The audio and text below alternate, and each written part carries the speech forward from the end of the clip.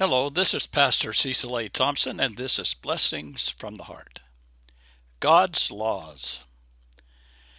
We read in James chapter 5, verse 8, "You also be patient, establish your hearts, for the coming of the Lord is at hand."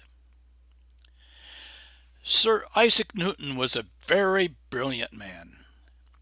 He set forth the laws of motion. The first law is, a body in motion tends to remain in motion until acted upon by some outside force. The second law is sometimes called the law of inertia. It states that a body at rest tends to remain at rest unless impelled by some external force. The third law is, for every action, there is an equal and opposite reaction. All right, folks, that is your physics lesson for today. And just as there are physical laws that are in control of the universe, there are spiritual laws that are designed to draw us close to the Lord.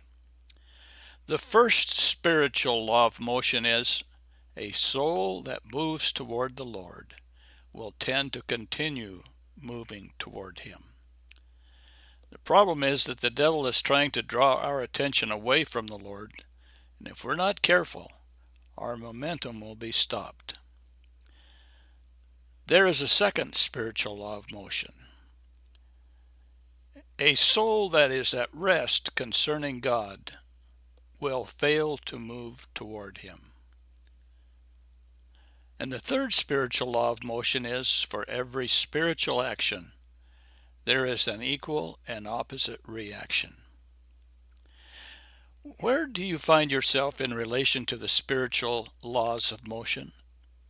Have you made promises to make the Lord a priority in your life, but then have failed to act upon it? Blessings, dear hearts. Walk with God today. Move toward Him and become a blessing. This is Pastor Cecil. We trust you've enjoyed today's devotional. Please forward this devotional on to someone who could use the encouragement.